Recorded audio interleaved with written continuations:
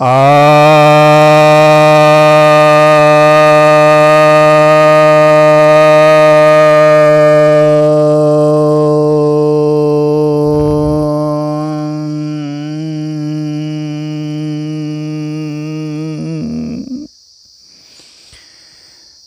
भक्तजनों को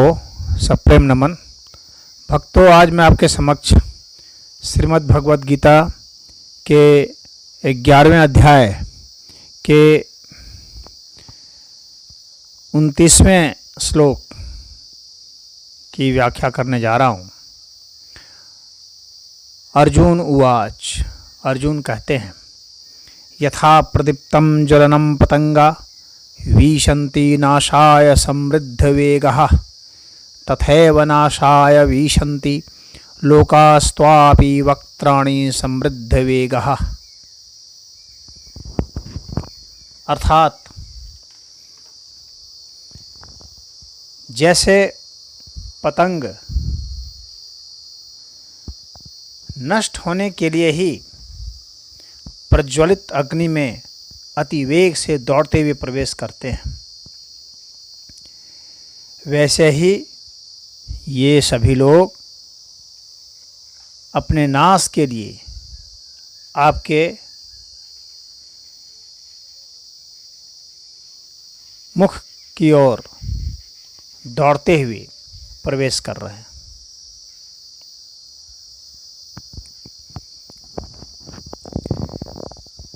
यहाँ पर अर्जुन ने जैसे कवि और शायर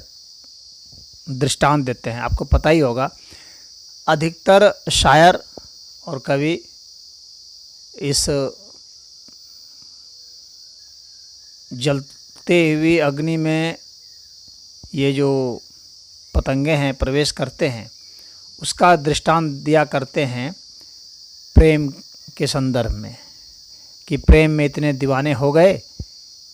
कि उसमें प्रवेश कर गए। अब यह एक बहुत रहस्यमय विषय है, चर्चा है कि आखिर जो पतंगे हैं, मॉथ जो है, वह क्यों फ्लेम को हिट करता है।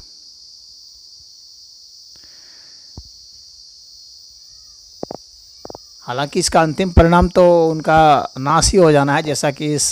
श्लोक में भी अर्जुन कह रहे हैं कि नाश हो जा रहा है, लेकिन क्यों कोई अपने नाश को आमंत्रण देता है, क्यों कोई आत्महत्या कर लेता है। तो शायर तो यह कहते हैं कि भाई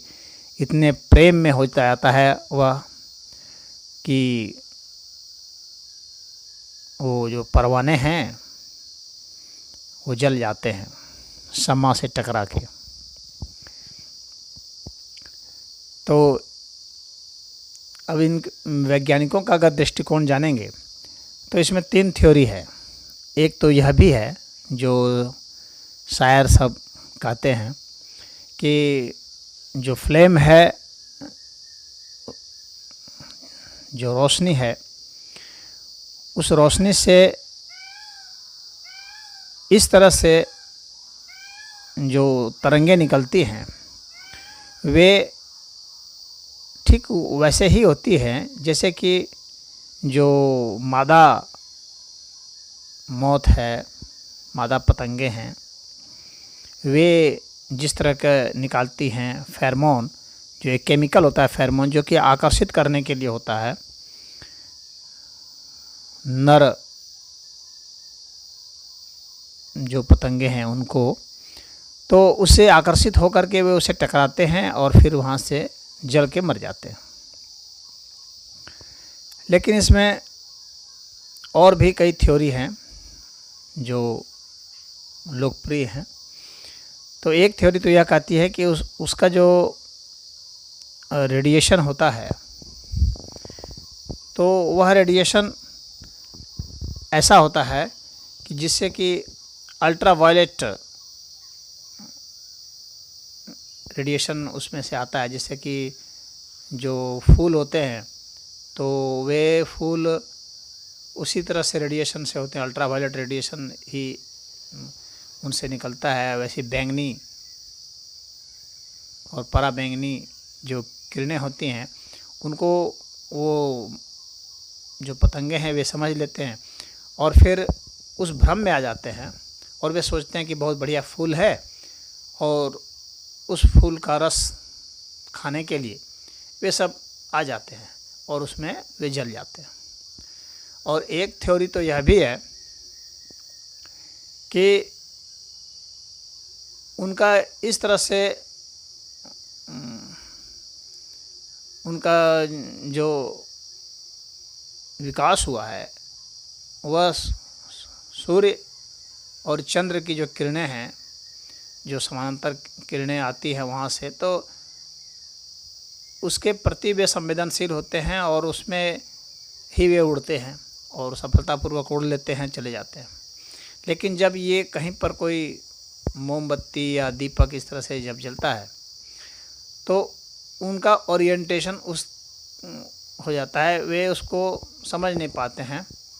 और उनका ओरिएंटेशन गड़बड़ हो जाता है और उससे ही वे आकर के टकराते हैं। तो यहाँ पर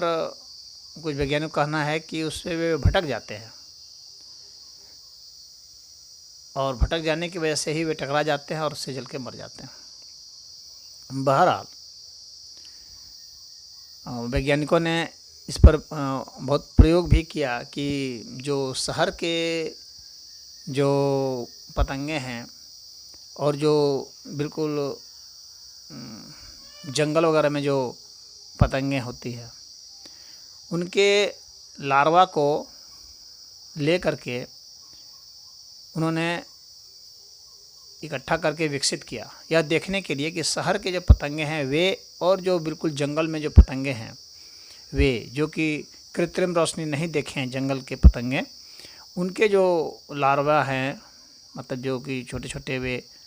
बच्चे पैदा करते हैं, फिर वे बढ़ करके बच्चे हो जाते हैं, उससे निकल करके प्यूपा वगैरह होते हैं जो, तो दोनों जगह के जो लार्वा है उनको इकट्ठा कर लिया गया और उसको उन लोगों ने फिर जब विकसित हो गए पतंग के रूप में तो उन्हें प्रकाश दिखलाया गया और जब प्रकाश दिखलाया गया तो यह पाया गया कि जो जंगल के जो लार्वा थे और जो पतंग बने थे वे जो कृत्रिम प्रकाश जो आया उसकी ओर पूर्णतः आकर्षित हो गए और उसमें सब जाकर के टकराने लगे। लेकिन जो शहर के जो थे वे 70% ही टकरा रहे थे, 30% अभी बचे हुए थे, नहीं टकरा रहे थे। वैज्ञानिकों का यह कहना था कि इससे पता चलता है कि इन लोगों ने विकास कर लिया है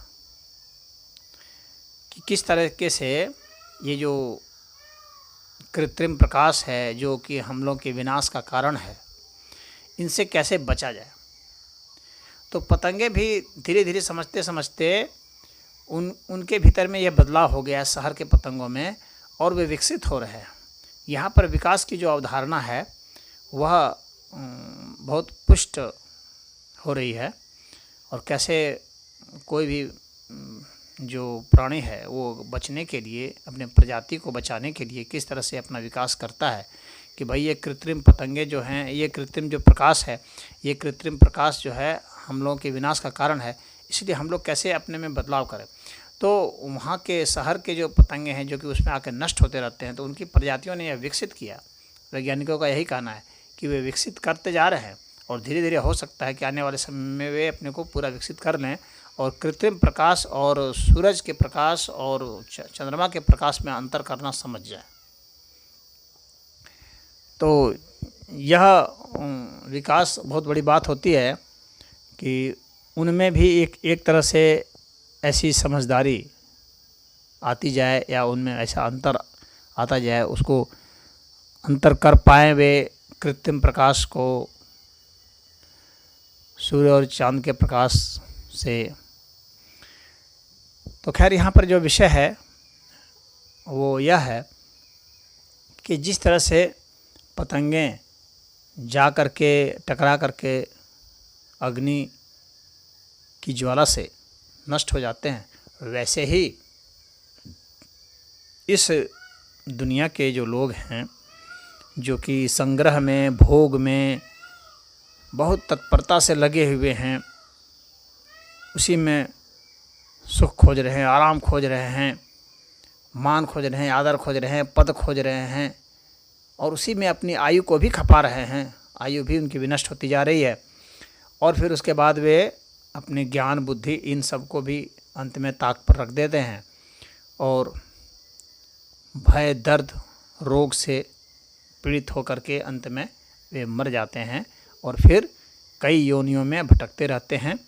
बार बार जन्मते मरते रहते हैं, जीते हैं दुख से, और मरते समय भी दुख उनको होता है और मरने के उपरांत भी उनको अधम योनियों में ही जन्म लेना पड़ता है। यहाँ पर कहने का यही मतलब है कि उनका तो नाश तो हो ही जाता है, जीवन का तो नाश हो ही जाता है। अगर आगे के जन्म को जो नहीं मानना चाहें, वे इतना तो जानते हैं कि इस तरह से धन को भोगने में और यह करने में उनके अपने व्यक्तित्व का, उनके सुख शांति का, उनके ज्ञान का नाश हो जाता है, जो अपने को सिर्फ और सिर्फ आजीविका में ही लगाए रहते हैं। यहाँ पर उद्देश्य यह नहीं है कि धनोपार्जन को या आजीविका को हताश किया जाए, उसका उद्देश्य नहीं है, बल्कि अपने पूरे समय को उसी में खपा दिया जाए, उसी के इर्द गिर्द खपा दिया जाए, तो वह भी एक तरह से जल कर मर जाना है। तो वही यहाँ कह रहे हैं कि आपके मुख में वे प्रवेश कर रहे हैं, यानी वे नाश को प्राप्त हो रहे हैं। तो पिछले श्लोक में जो उन्होंने कहा था, जो नदी का उदाहरण दिया था कि काफ़ी नदी जो है वो बहुत वेग से बहते हुए समुद्र की ओर प्रवेश करते हैं, समुद्र में प्रवेश करते हैं। यहाँ पर जो इन्होंने उदाहरण दिया है पतंग का, उससे तो पीछे में तो वीर पुरुष का उदाहरण था, जिसमें कि वीर पुरुष जो हैं, जो आध्यात्मिक होना चाहते हैं, उनका जो प्रवेश था तो ज्ञान रूपी जो मुखाग्नि है उसमें प्रवेश करते हैं। और यहाँ पर जो है वो काल रूपी मुखाग्नि है, जिसमें कि वे अपने को प्रवेश करा के अपना नाश कर लेते हैं। अपने इन कर्मों की वजह से ही उन नाश कर लेते हैं, वे अशुभ कर्म में लगे रहते हैं, यानी हर समय लेने के चक्कर में पड़े रहते हैं, देने के चक्कर में नहीं पड़ते। तो वो ये जो पतंगे हैं वे भी तो लेने के चक्कर में वो ज्वाला से टकरा रहे थे और उसके बाद अपना नाश कर रहे थे। तो उसी तरह से जो लेने के चक्कर में पड़ जाते हैं वे अपना नाश करा लेते हैं। जो लेने के चक्कर में अधिक से अधिक वे क्या है, वे स्वर्ग ले पाते हैं। लेकिन जो देने के चक्कर में रहते हैं, जो दान करते हैं, तो ऐसे लोग ऋण मुक्त हो जाते हैं, क्योंकि जो समाज से लेता कम है देता ज़्यादा है, वो ऋण मुक्त हो जाता है और ऐसे लोग मोक्ष के अधिकारी हो जाते हैं। तो ऐसे लोगों के लिए ही मुक्ति है, यह यहाँ पर संदेश है।